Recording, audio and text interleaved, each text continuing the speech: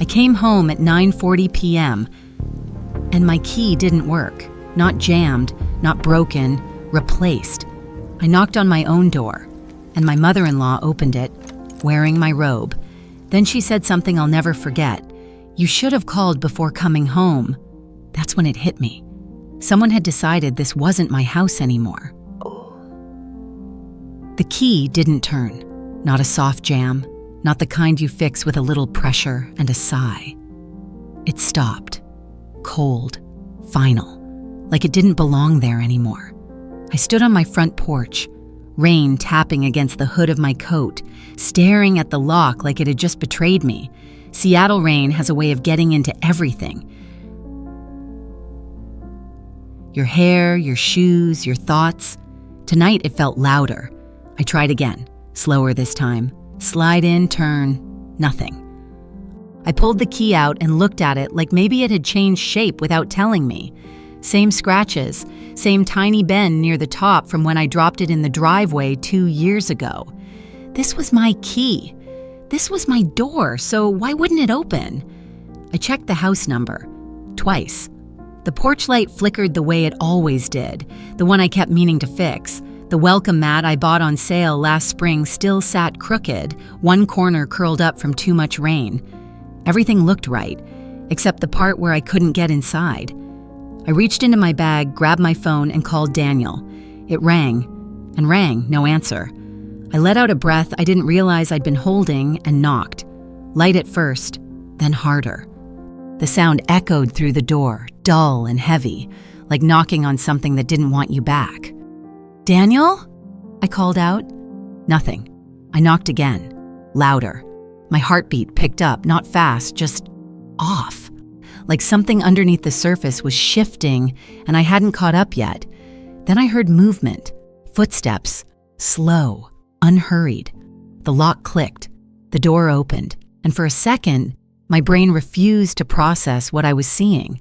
Elaine stood there, in my doorway, inside my house, wearing my robe, the pale gray one I bought last winter, the one that still smelled faintly like my detergent. It hung off her shoulders like it belonged to her, like it had always belonged to her. Her hair was brushed, neat, her expression calm, too calm, like she'd been expecting me. I didn't move, didn't speak, just stood there in the rain, water dripping from my sleeves, trying to understand how I had become the outsider in my own life. She tilted her head slightly, the way she always did when she thought she was the most reasonable person in the room. "You should have called before coming home," she said. The words landed soft, polite, completely wrong. I blinked once, like that might reset something. "Where's Daniel?" I asked. My voice came out steadier than I felt. "He's out," she replied, stepping back just enough to keep the door half open, not inviting me in. Not exactly blocking me either, just controlling the space. Out, of course he was. I glanced past her. The living room looked different. At first, I couldn't place it. Then it hit me. The lamp by the couch moved. The throw pillows gone. The rug shifted, angled in a way I would never choose. Small things, but not small, because I hadn't done any of it. "Why doesn't my key work?" I asked. No accusation, just a question. Elaine's lips curved slightly, not quite a smile. "We had the locks changed this afternoon," she said. "We." The words settled in my chest like a weight. "We?" I repeated. She didn't answer that part. Instead, she opened the door a little wider, just enough for me to step in if I chose to. Rain slid down the back of my neck, cold, persistent. I didn't move. "You changed the locks," I said, slower now, making sure each word landed. "Yes," she replied, as if we were discussing something routine, practical, sensible. "For security." Security. I let out a small, quiet laugh. It didn't sound like me. "I live here," I said.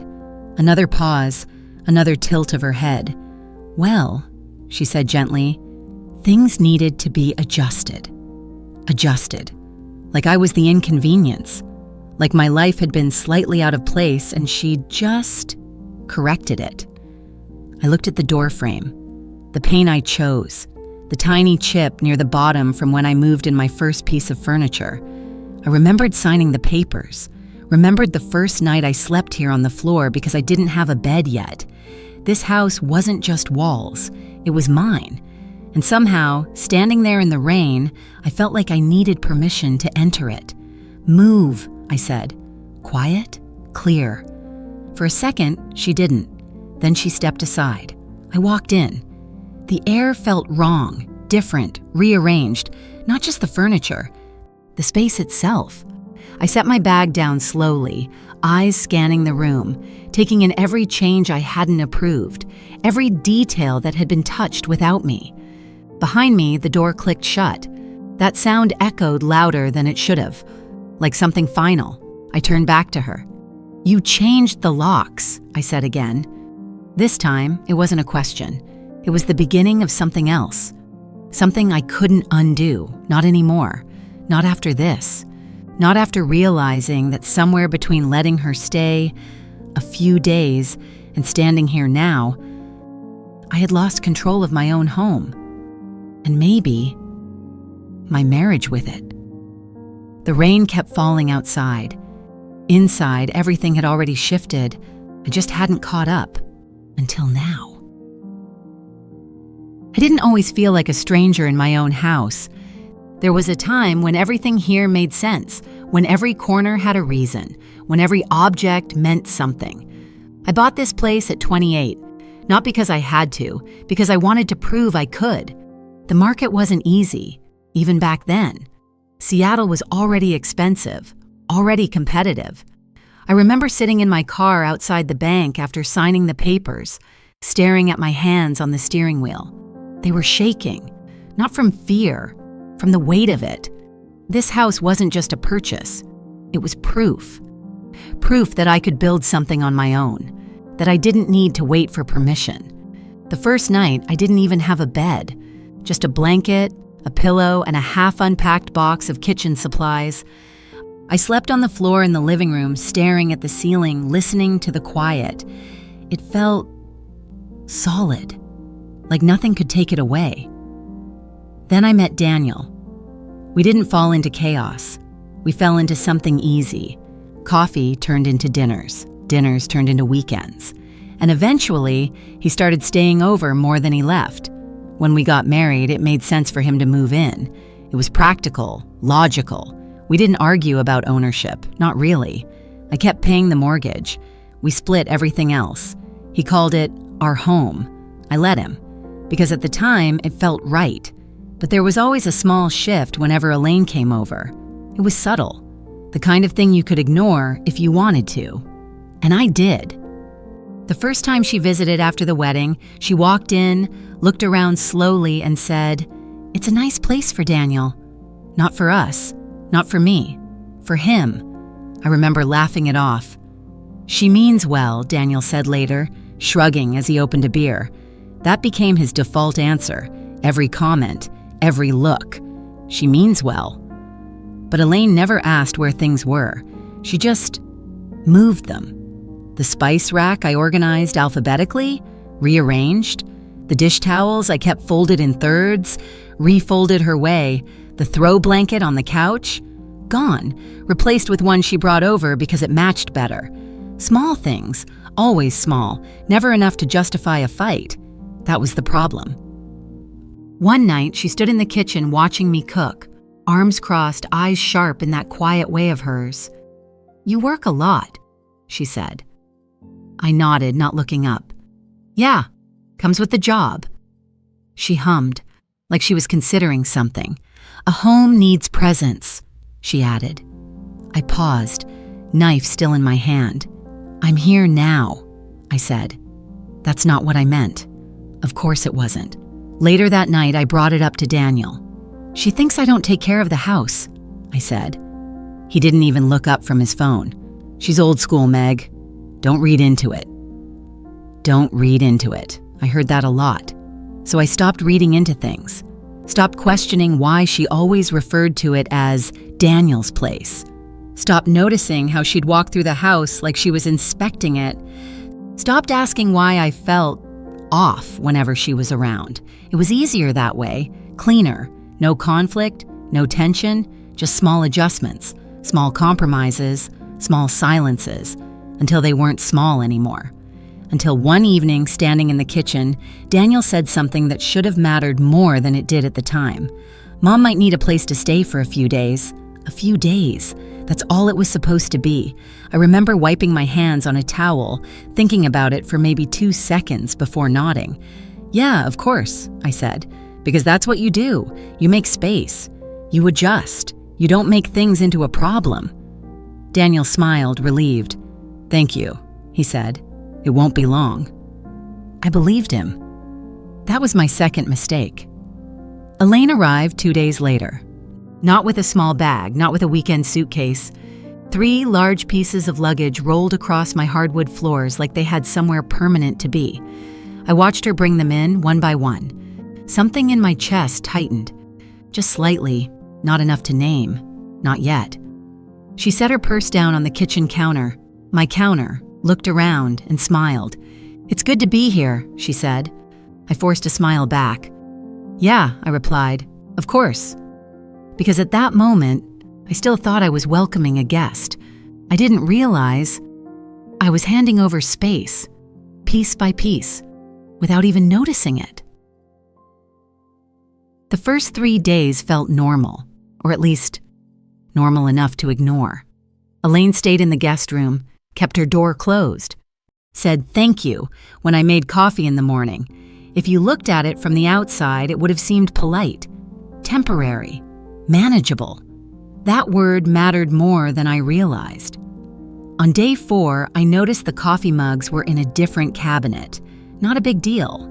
I opened the wrong one, paused, then found them stacked neatly somewhere else. Higher shelf, less convenient. I moved them back.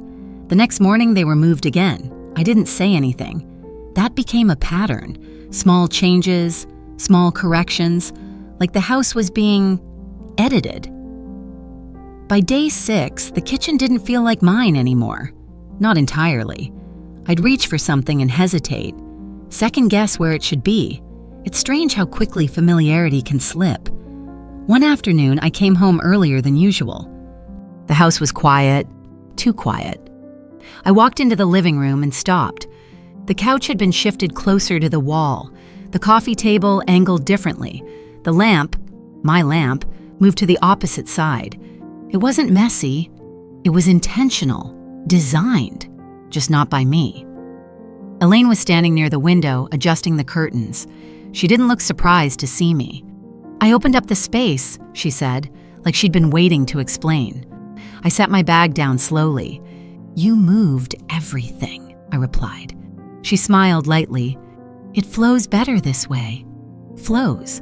I looked around again. It didn't feel like flow. It felt like displacement. I liked it the way it was, I said. She turned to face me fully now. You'll get used to it. That was the first time something in me pushed back. Not loud, not dramatic, just resistance. I didn't ask for it to be changed, I said. Her expression didn't shift, not even a little. Daniel didn't mind, she replied. Of course he didn't. I didn't answer, because I already knew how that conversation would go. Later that night, I tested it anyway. Did you know she rearranged the living room? I asked, standing in the kitchen while Daniel scrolled through something on his phone. He glanced up briefly. Yeah, it looks good. That was it.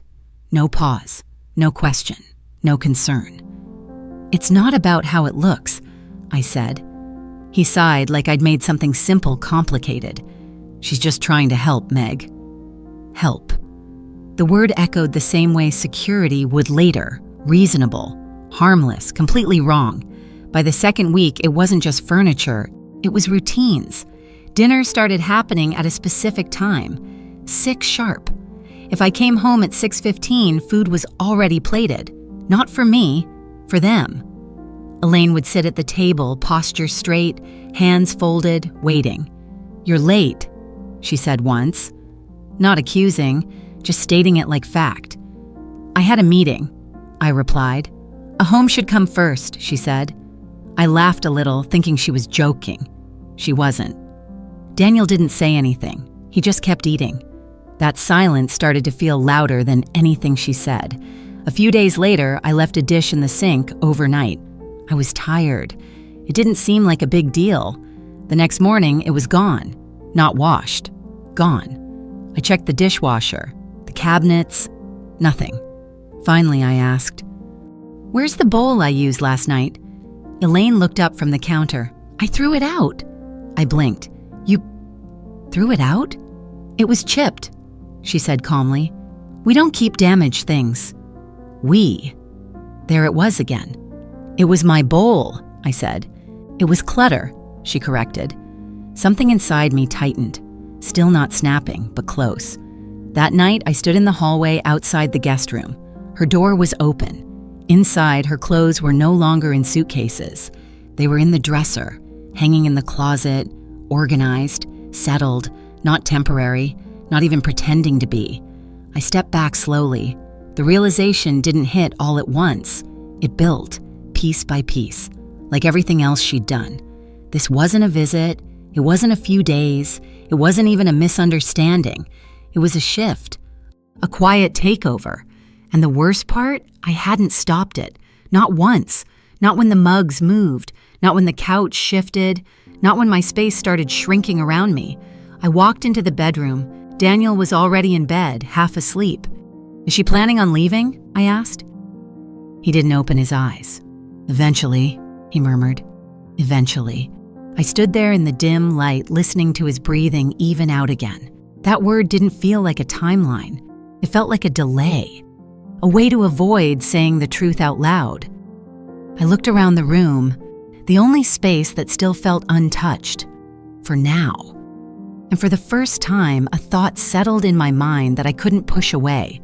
If I didn't do something, I wasn't going to lose just control of the house. I was going to lose my place in it entirely. And somehow, I had a feeling Elaine already knew that. By the third week, the house stopped feeling unfamiliar. It started feeling managed. There's a difference. Unfamiliar is something you can fix. You move things back. You reset. You reclaim. Managed means someone else has already decided how things should be, and you're just expected to follow. It showed up in small, quiet ways. Notes. Not sticky notes, not obvious, just adjustments that made it clear someone was keeping track. The thermostat was set to a specific number every morning. 72. No variation. I turned it down once before leaving for work. When I came back, it was back at 72. No comment, no conversation, just correction. The pantry changed next. Items grouped differently. Labels turned outward. Expiration dates facing front. It looked perfect. Like a grocery display, except I couldn't find anything without searching. I opened a cabinet one night, just trying to grab something quick after work. Nothing was where it used to be. I stood there longer than I should have, staring at rows of things I technically owned but didn't recognize anymore. "You're looking for the olive oil," Elaine said from behind me. I turned. She was leaning against the counter, watching me. "It's on the second shelf now," she added. Of course it was. "Why did you move everything?" I asked. She didn't hesitate. "Because it makes more sense this way." More sense? Not better for me, not easier for me, just her version of right. I grabbed the bottle, set it down a little harder than necessary. "This is my kitchen," I said. Her expression stayed calm. "It's Daniel's home, too." That was always the pivot. Not wrong, but never the full truth. "And mine," I replied. A pause. Not long. Just enough for something unspoken to pass between us. She smiled slightly. "Of course." But it didn't sound like agreement. It sounded like dismissal. That night, I didn't bring it up to Daniel right away. I waited, watched, listened, trying to see if he would notice anything on his own. He didn't. At dinner, he complimented the food, Elaine's food. "Mom, this is great," he said, already halfway through his plate. She nodded, pleased. "I thought it would be nice to have something more structured," she said. Structured. There it was again. He glanced at me. "You should try it," he added. I looked at the plate in front of me. Food I didn't cook, in a kitchen that didn't feel like mine. "I'm good," I said. He frowned slightly, confused. "Did you already eat?" "No." "Then why, I said I'm good." The words came out sharper than I intended. Silence settled over the table. Not heavy, just uncomfortable. Elaine broke it. "A home run's better when there's consistency," she said, taking a slow sip of water. "People function better when expectations are clear." I looked at her. "Whose expectations?" She met my gaze without blinking. "The ones that keep things in order." Order, not fairness, not partnership. Order. Daniel shifted in his seat. "Can we not do this right now?" he said. There it was. Avoidance. Clean, simple, reliable. I pushed my chair back slightly. "I'm not doing anything," I replied. Elaine didn't raise her voice, didn't need to. "You're resisting," she said quietly, like she'd already diagnosed the problem, like I was the disruption. Something in my chest tightened again, not confusion this time, not even frustration. Recognition. I stood up. "I'm going to bed," I said. No one stopped me. No one asked me to stay. Upstairs, the bedroom door felt like the only boundary I had left. I closed it and leaned against it for a second, listening. The muffled sound of their voices downstairs. Low, calm, familiar, like they were on the same side of something, and I wasn't part of it. I walked over to the dresser, opened the top drawer. My things were still where I left them. Untouched. For now. I sat on the edge of the bed, staring at the floor, trying to figure out when exactly everything had shifted. It hadn't been one moment. It never is. It was gradual, careful, strategic. And the more I thought about it, the clearer it became. Elaine wasn't just staying. She was setting a system, one where she decided how things worked. And Daniel wasn't stopping her, which meant whether he said it out loud or not, he was allowing it. And if he was allowing it, then I wasn't just dealing with her, I was dealing with both of them. That realization settled deeper than anything else had so far, because changing a house back to normal, that's work. Changing two people who don't think anything is wrong, that's something else entirely. I lay back against the pillows, staring at the ceiling. The same ceiling I used to look at the first night I moved in, back when everything felt solid, back when I thought ownership meant control. Now it just felt like paperwork. Because control was something you had to defend, and I hadn't, not yet. Downstairs, I heard a chair move, a quiet laugh. I closed my eyes, and for the first time since Elaine arrived, the thought came through clear. If I didn't draw a line soon, there wouldn't be anything left that was mine to protect. The rules didn't arrive all at once. They settled in. Quiet, casual, like they had always been there. At first, it was just dinner, 6 o'clock, sharp, no discussion, no announcement, just expectation. The first time I noticed, I walked in at 6:12. Traffic had been bad. My phone had died halfway through the day. I was tired, hungry, and thinking about nothing except getting out of my shoes. I stepped into the house and stopped. The table was already set. Plates out, glasses filled, food served. Elaine was seated, back straight, hands folded neatly in her lap. Daniel was already eating. They both looked up. "You're late," she said. Not angry, not even annoyed, just factual. I glanced at the clock, 6:12. "I had a meeting," I replied, setting my bag down slowly. She nodded once. "A home works best when there's a schedule." I didn't sit. I just stood there for a second, letting that sentence land. "I didn't agree to a schedule," I said. Daniel sighed, barely looking up. "It's just dinner, Meg." Just dinner. I pulled out the chair anyway and sat. The food was already plated. Not the way I would have done it, not the way I liked it, but it was there. I took a bite. It tasted fine. That wasn't the point. Over the next few days, the pattern locked in. 6 o'clock. Every day. If I was home, I was expected at the table. If I wasn't, the food was still made. still served, just without me. No one asked if my schedule changed. No one checked in. The house had its own rhythm now, and I was either in sync with it or outside of it. Then came the next shift. Shoes. I came in one evening, kicked them off near the door like I always did. The next morning, they were gone. Not where I left them. Not in the closet. Gone. I checked the hallway, the bedroom, even the garage. Nothing. Finally, I asked, "Where are my shoes?" Elaine didn't look up from the counter. "We don't wear outdoor shoes inside," she said. I stared at her. "That's not what I asked." She finally turned. "They're in the storage bin by the back door." Storage bin. Like they were items, not mine. "I've always worn shoes in this house," I said. She nodded calmly. "Yes, and now you don't." Something in me snapped. Just a little. Not loud, but sharp. "This is my house," I said. She didn't flinch. "And it's being taken care of." That word again. Taken care of. Like I hadn't been. Like everything I'd built here was somehow incomplete until she fixed it. I walked past her, opened the back door, found the bin. My shoes were inside. Lined up. Organized. Controlled. I grabbed them, set them back by the front door. Didn't say anything else. That night, Daniel noticed. "Mom said you moved the shoes back," he said. I turned to him slowly. "They're my shoes." He rubbed his face, already tired of the conversation. "She's just trying to keep things clean." "I kept things clean before she got here."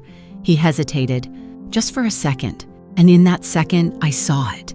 Doubt. Not about her, about me. "It's just different now," he said. Different. That was the nicest way to say it. I held his gaze. "Yeah," I replied quietly. "It is." A few days later, I left a glass in the sink overnight. Not intentional. I got home late. Ate something small, didn't have the energy. I figured I'd deal with it in the morning. When I came downstairs, it was gone. Not in the dishwasher, not in the cabinet. Gone. I didn't even need to ask this time. I walked into the kitchen. "Where is it?" I said. Elaine was slicing something at the counter. "Where is what?" "The glass."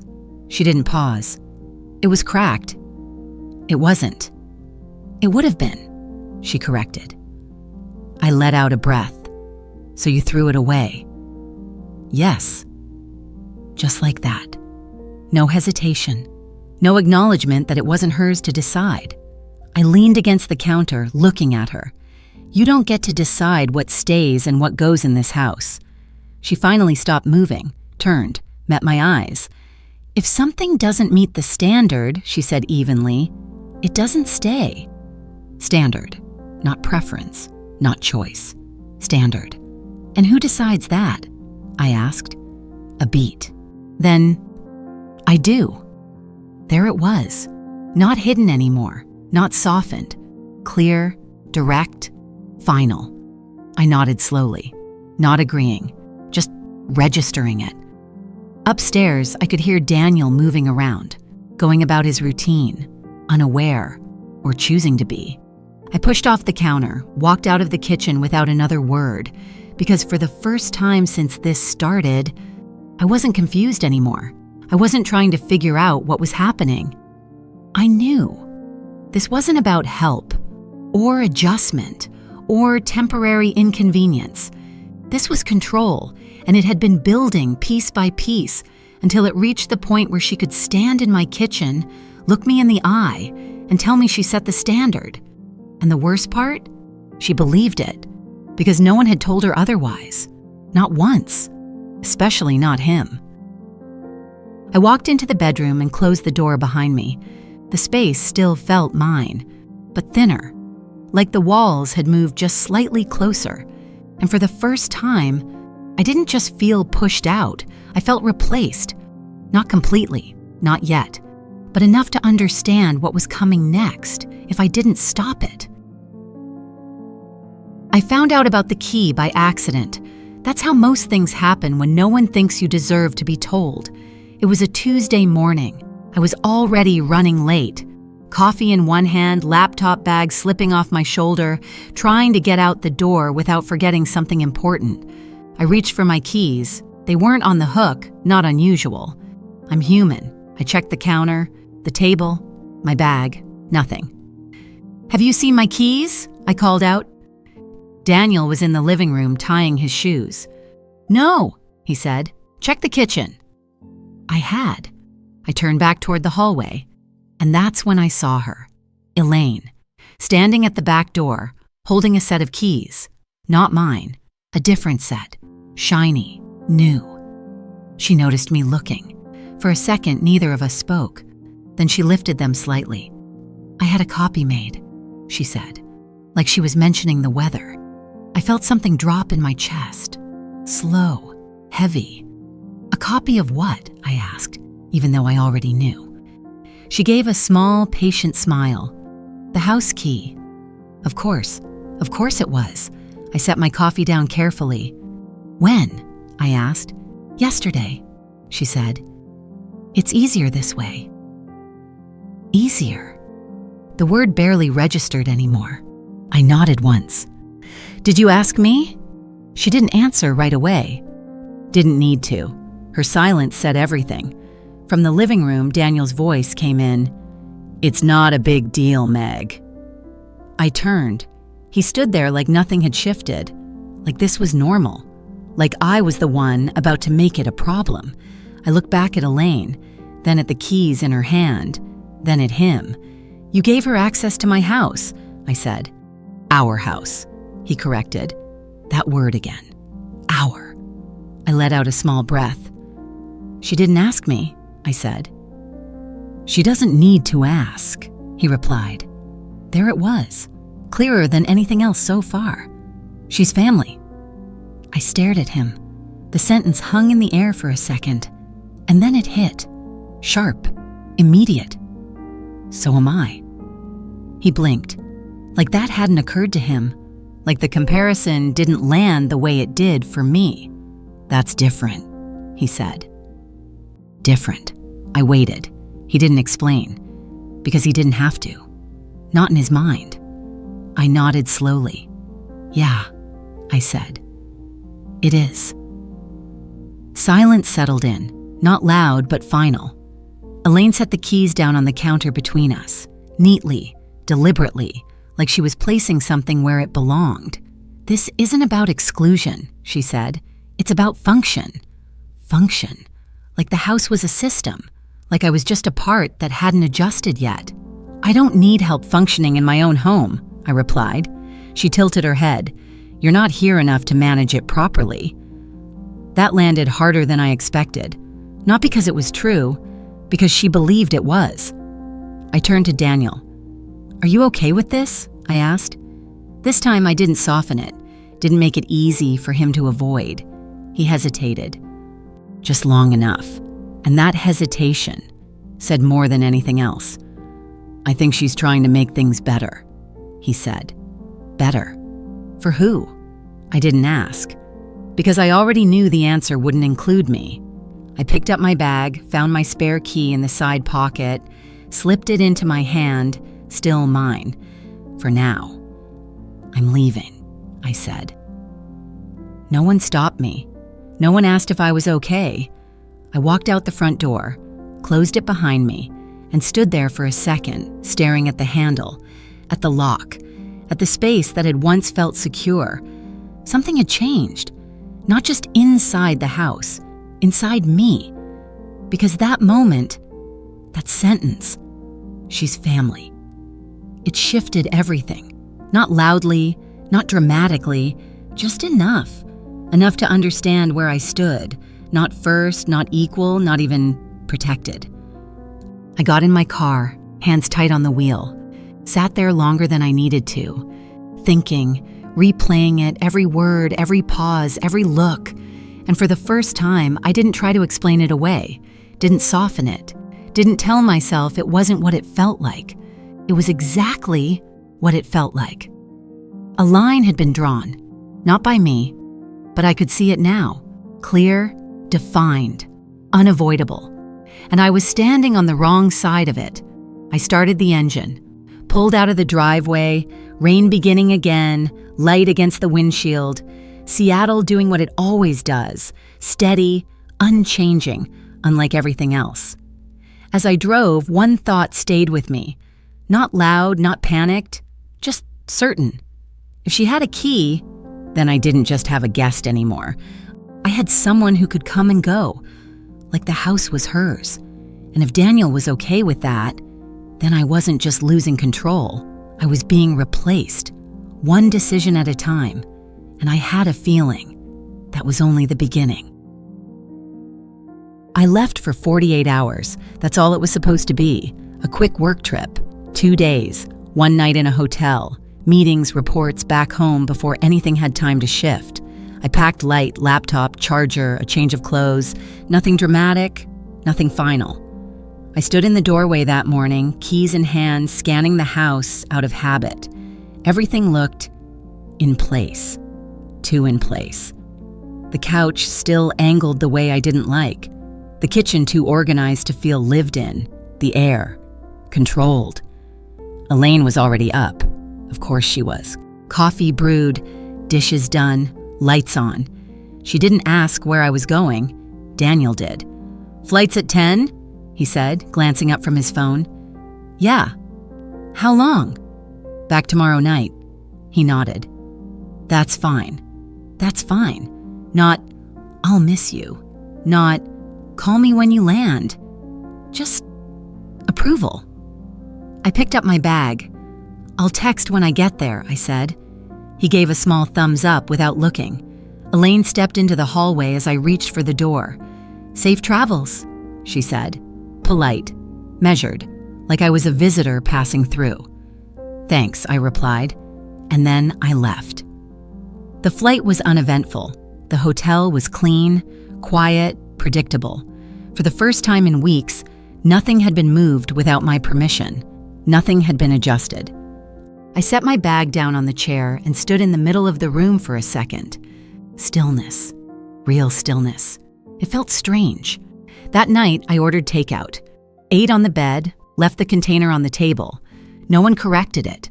No one removed it. No one told me there was a better way to exist in my own space. I should have felt relaxed. Instead, I felt unsettled, because the silence gave me room to think. And once I started, I couldn't stop. Every small change replayed, every sentence, every look, every moment Daniel chose not to say anything. It built, not into anger, into clarity. I called home. It rang twice. Then someone picked up. "Hello? Elaine." "Not Daniel." I paused. "Where's Daniel?" I asked. "He stepped out," she replied smoothly. "Of course he did." "Everything okay?" I said. A simple question, a normal one. "Yes," she answered. A beat. Then, "Everything is under control." Under control. The word settled wrong. Not comforting, not reassuring, just final. I didn't ask anything else. Didn't need to. "Okay," I said. "Tell him I called." "I will." We hung up. I stared at the phone for a few seconds longer than necessary. Under control. I repeated it in my head, trying to understand what it actually meant. Control of what? The house? The routine? Him? Or all of it? I barely slept that night. Not because of noise, because of silence. Too much space to connect things I had been avoiding. By morning, the feeling had settled into something solid. Not fear, not confusion, recognition. I went through the meetings, answered questions, delivered numbers, smiled when I needed to. On the outside, nothing was off. Inside, everything was. By the time I got back to the airport, I wasn't thinking about work anymore. I was thinking about the house, about walking back in, about what I would see, or what I wouldn't. The flight home felt longer, every minute stretched, not because I was anxious, because I already knew something had changed. I just didn't know how much. When I landed, my phone lit up. No missed calls, no messages from Daniel. Nothing. I grabbed my bag, walked through the terminal, out into the damp Seattle air. The sky was gray. Of course it was. It always is when something shifts. I got in my car and sat there for a moment, hands on the wheel, engine off, just breathing, telling myself not to assume, not to jump ahead, not to turn a feeling into a conclusion. But the thought was already there, clear, unavoidable. If she could answer my phone calls, if she could say everything was under control, if Daniel wasn't even the one picking up, then whatever was happening inside that house, I wasn't part of it anymore. I started the engine, pulled out of the lot. The drive home felt automatic. Familiar roads, familiar turns, nothing out of place, except the feeling in my chest. By the time I turned onto my street, it had settled into something sharp. Not panic, not even anger, certainty. I parked in the driveway, turned off the engine, sat there for a second, looking at the house, my house. The porch light was on, the same flicker, the same door, everything exactly where it should be, from the outside. I grabbed my bag, stepped out, walked up to the door, reached for my key, and for a moment, just a moment, I hesitated. Not because I thought it wouldn't work, because something in me already knew. There was a chance it wouldn't. I pushed the thought away, slid the key in, turned, and felt nothing. No click, no movement, just resistance. Solid, final, like it didn't belong there anymore. I tried again, slower, harder, still nothing. The air around me felt colder, quieter, like the world had paused just long enough for me to understand what had happened before I fully accepted it. I pulled the key out, looked at it, then back at the door, and in that exact moment, before the knocking, before the door opened, I knew. Something inside that house had changed while I was gone. Not slightly, not temporarily, completely. And whatever it was, it had already locked me out. I didn't knock right away. I stood there for a second, key still in my hand, staring at the lock like it might change its mind. It didn't. The metal felt colder now, unfamiliar, like it had already decided I didn't belong. I tried one more time. Same result. No give, no click, no chance. That's when I knocked. Not soft, not polite. Firm, clear. The kind of knock that says, you answer this. Nothing. I knocked again, louder. Rain started again, light at first, tapping against the porch, against my coat, against the silence that was stretching too long. "Elaine!" I called out. No answer. I stepped back slightly, glanced toward the street. A car passed. Someone slowed just enough to look. Of course they did. A woman standing outside her own house, knocking to get in. There's something about that scene that makes people curious. I knocked again, this time harder. Finally, movement, slow, measured, like whoever was inside had all the time in the world. The lock turned. The door opened. Elaine stood there, exactly like before, calm, composed, untouched by anything happening outside. She looked at me, took in the bag, the rain, the tension, and said, "You're back early." Not hello, not welcome, just observation. "My key doesn't work," I said. Straight to it. No space for anything else. She didn't react. "We had the locks changed," she replied. Same tone as before, same calm, like we were discussing something ordinary. I stepped forward slightly. "When?" I asked. "Yesterday afternoon." Yesterday, while I was gone. Of course. "Why?" I asked. She tilted her head. "For security." That word again, it almost made me laugh. "Security from who?" I said. She didn't answer that. Instead, she stepped back just enough to create a gap. Not an invitation, just space. I didn't move. Not yet. I looked past her, really looked this time. The living room was different, more than before. The rug had been replaced. Not just moved, replaced. The couch shifted again. The pictures on the wall, not mine. New frames, new placements. My house, rewritten. I stepped inside. Slowly, the air felt controlled, not lived in, managed, curated, like everything had been adjusted to fit a version of the house that didn't include me. I set my bag down by the door, the spot where I always left it.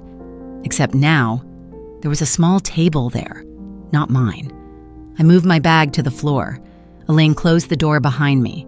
The click echoed. Sharp. Final. "You should have told me you were coming back tonight," she said. I turned.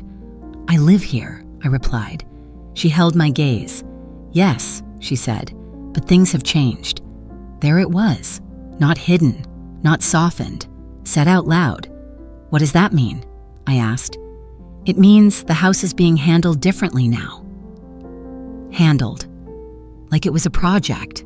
Like I was a variable. "By you?" I said. She didn't hesitate. "Yes." Silence stretched between us. I could feel something building, not fast, not explosive, steady, like pressure. I glanced toward the hallway. The door to the guest room was open, but it wasn't a guest room anymore. The dresser drawers were filled, closet doors slightly open, clothes hanging inside. Permanent, deliberate. I turned back to her. "You moved in," I said.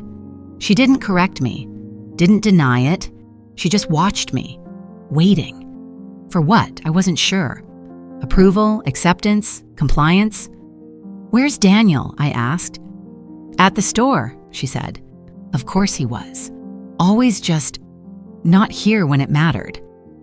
I took a step further into the room, slow, grounding, trying to feel something familiar. There wasn't much left. "Why didn't anyone tell me?" I asked. She folded her hands in front of her. "Because it didn't require discussion." That landed harder than anything else. Not the lock, not the changes. That didn't require discussion, meaning I didn't require consideration. I let out a breath. Slow, controlled. "This is my house," I said again. Not louder, just clearer. She nodded slightly. "And it's finally functioning the way it should." Functioning. There it was again. That word. Like everything before had been inefficient, wrong, incomplete.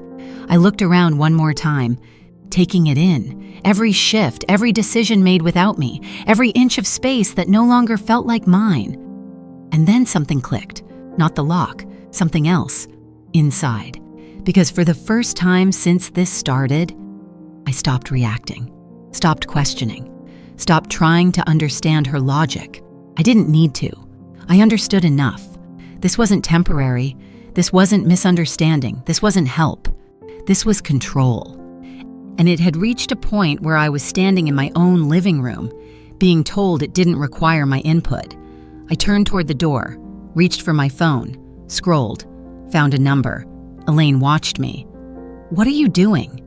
she asked. I didn't look up. "Fixing it," I said. The line rang once, twice, then, "Locksmith Services, how can I help you?" I glanced at the door, at the lock, at the space that had been taken without permission. "I need someone to come out," I said. My locks were changed without my consent. A pause. Then, "Are you the property owner?" I didn't hesitate. "Yes." Clear, final, certain. Behind me, I felt Elaine shift slightly. Not nervous, just aware. "I can be there in 30 minutes, the voice said. "That works," I replied. I ended the call. Silence settled in again, different this time. Not passive, not uncertain, focused. Elaine studied me. "You're overreacting," she said calmly. I looked at her, really looked, and for the first time, I didn't feel pushed back, didn't feel smaller, didn't feel replaced. "No," I said. Quiet, steady. "I'm correcting it." The rain picked up outside, hitting the windows harder now, like the world had decided to underline the moment. 30 minutes. That's all it would take, 30 minutes, to take something back.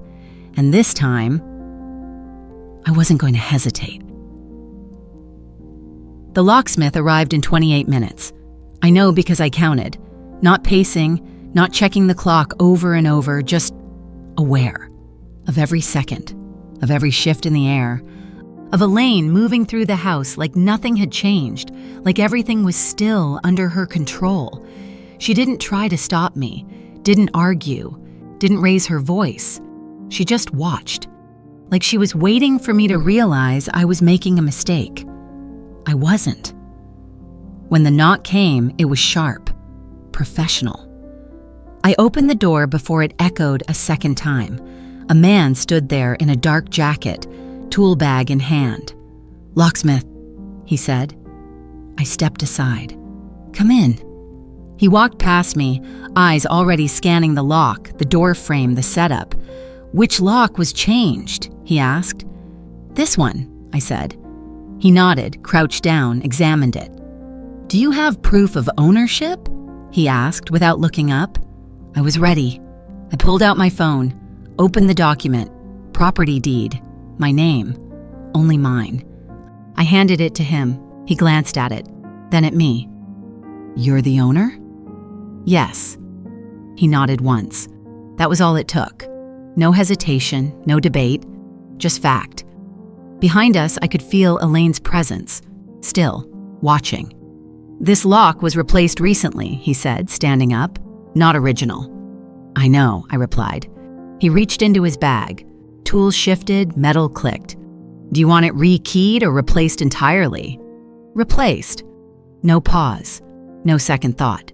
He nodded again. "All right." He got to work, efficient, focused, like this was just another job, another door, another situation. To him, it was routine. To me, it was everything. Elaine finally spoke. "This is unnecessary," she said. Not loud, not angry, just dismissive. The locksmith didn't look up, didn't react. He kept working. I turned to her. "It's already happening," I said. She held my gaze. "You're escalating this," she replied. I shook my head slightly. "No," I said. "You already did." The sound of metal tightening, loosening, shifting filled the space between us. Each turn of the tool felt like something resetting, not just the lock, something deeper. 10 minutes later, he stepped back. "New lock's in," he said. "This key will work." He handed it to me. Clean, new, solid. I wrapped my fingers around it, felt the weight, the certainty. "Thank you," I said. He nodded. "You want any additional copies made?" I glanced at Elaine, then back at him. "No," I said. "Not right now." He packed up his tools, walked toward the door. "Have a good night," he said. "You too." The door closed behind him. Silence followed. Thicker this time. Different. Final. I turned the lock. Slow, deliberate. Listened to the click. This time, it worked. I turned back toward Elaine. She hadn't moved. Not really. But something in her expression had shifted. Not fear, not anger, awareness. "You don't get to do that," she said. Quiet, controlled, like she was reminding me of something I should already know. I stepped forward. Just enough. "I just did," I replied. The space between us felt smaller now. Not because she had taken it, because I had stepped back into it. "This isn't how a family works," she said. Family. That word again. Used like permission, used like authority. I shook my head. "No," I said. "This isn't how control works." She didn't respond right away, didn't correct me, didn't soften it. For the first time, she didn't have a quick answer. I walked past her, into the hallway, toward the guest room, her room. I stood in the doorway, looked inside, clothes in the closet, drawers filled, suitcases empty, settled, permanent. I turned back to her. "You need to pack your things," I said. There it was, clear, direct, no space to reinterpret it. She straightened slightly. "You can't be serious." I held her gaze. "I am." "This is Daniel's home too," she said. I nodded. "Yes." "And you're not Daniel." Silence, sharp, clean. She took a step forward. "He wouldn't agree to this," Then he can say that when he gets here, I replied. Another pause, longer this time, the kind that stretches just enough to reveal what's underneath. You're making a mistake, she said. I didn't react, didn't argue, didn't defend. I'm making a decision, I said. The front door opened. Daniel walked in, mid-step, mid-breath, and froze. His eyes moved from me to Elaine, to the door, to the new lock. What's going on? He asked. I turned to face him fully. No hesitation now, no second guessing. I changed the locks, I said. His expression shifted, confusion, then frustration. You what? I changed them back, I corrected. Elaine stepped in. She's overreacting, she said. Of course she did. Of course she framed it that way. Daniel ran a hand through his hair. Meg, what is this? I looked at him, really looked, at the man who had stood silent through all of it, at the man who had handed over access, at the man who had chosen not to choose, until now. This ends tonight, I said. The words didn't shake, didn't waver. They landed exactly where they needed to. You don't get to move someone into my house without asking me, I continued. You don't get to change the locks while I'm gone. You don't get to stand there and act like I'm the problem. He stared at me, like he didn't recognize who I was anymore. Maybe he didn't, because I wasn't the same. Not after this. You're going too far, he said. There it was, the line, the one I knew was coming. I nodded slightly.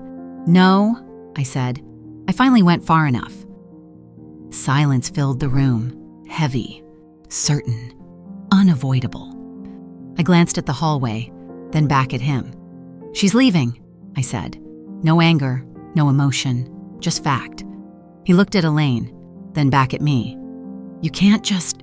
I can, I cut in. And for the first time, he stopped talking.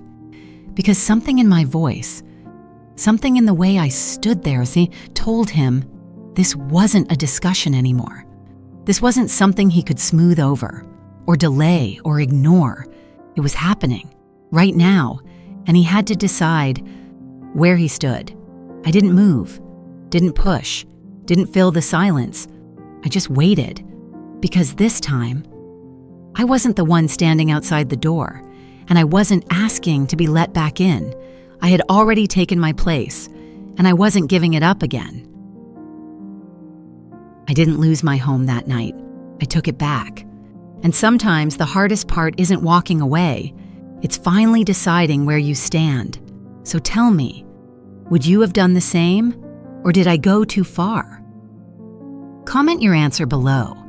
And if you've ever had to choose yourself over family, hit subscribe.